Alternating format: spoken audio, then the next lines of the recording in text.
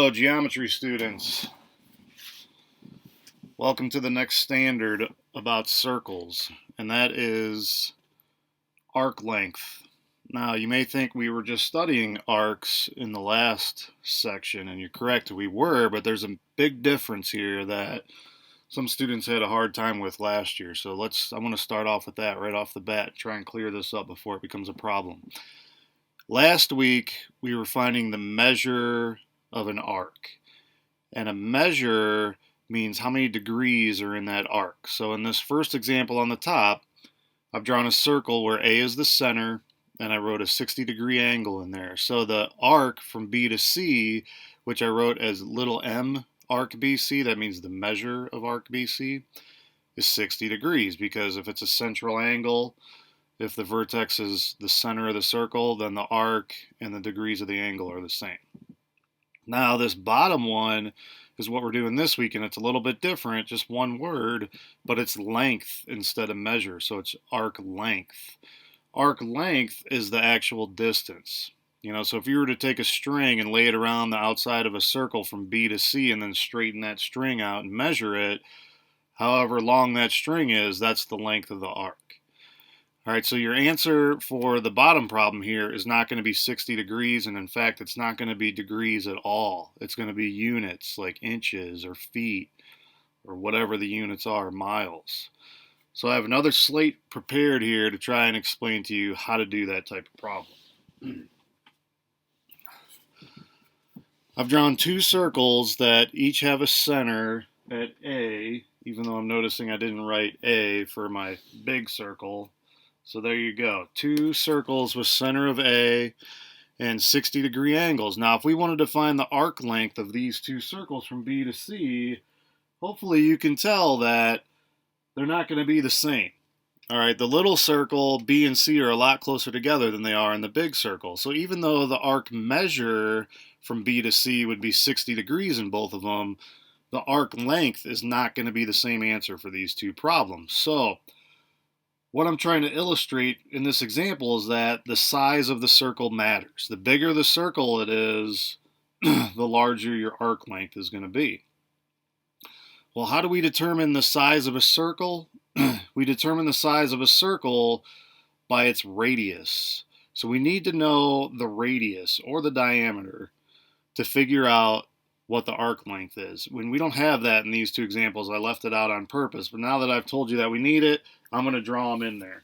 So I'm going to make the little circle have a radius of 6, we'll say inches, and I'll make the big circle have a radius of 24 inches. So there you go. I wrote R equals 6 inches on the little one, not to clog up my circle, and then I just wrote 24 inches by the radius inside the second circle because I had enough room to do that. They both are representing a radius.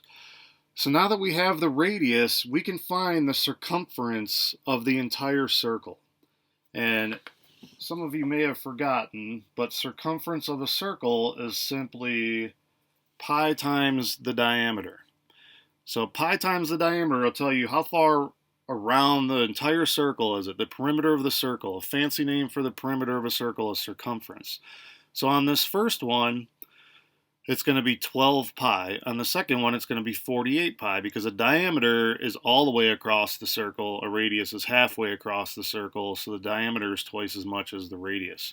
So the circumference in the small one is equal to 12 pi inches, and the circumference in the big one is 48 pi inches.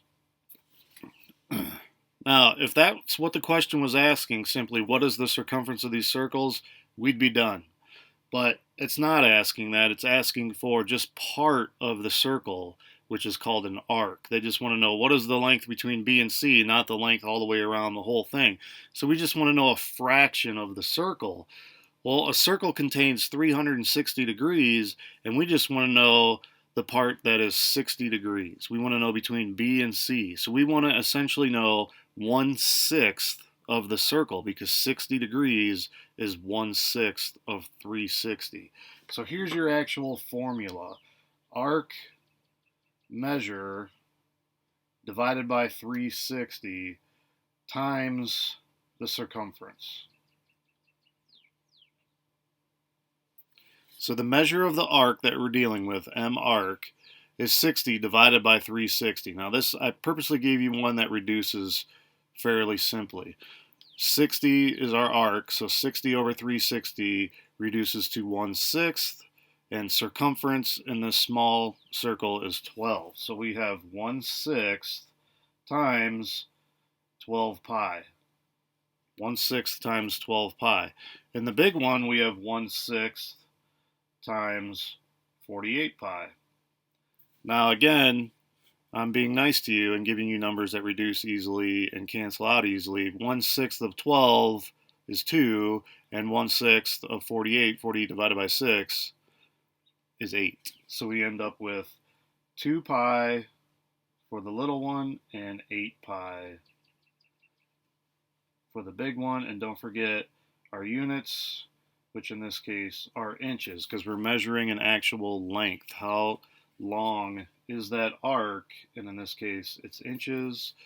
So the first one is 2 pi inches, the second one is 8 pi inches, and for most problems, that's going to be your final answer. For some problems, they're going to ask you to use 3.14 for pi, so you'd have to multiply 2 times 3.14, and on the second one, 8 times 3.14 to get your actual length, which isn't a bad idea, because if you were going to measure the circumference of a circle with a string, you wouldn't be using pi. You would wrap a string around the circle, straighten your string out, and then measure it with a ruler, and you would get a certain amount of inches. You wouldn't say 8 pi inches or 2 pi inches. You'd say 6.28 inches. That's 2 pi, 2 times 3.14. But regardless, whichever way you think is better, some problems are going to say leave it in terms of pi, and some are going to say use 3.14 for pi. But that's it. That's how you find an arc length. You basically find the circumference of the whole circle, and then you multiply that by the fraction of the circle that you're interested in. In this case, it was 1/6 of the circle. And that's all there is to this lesson. It's not super difficult as long as you understand the difference between arc measure and arc length. And I think you should be able to do your homework now. So get started.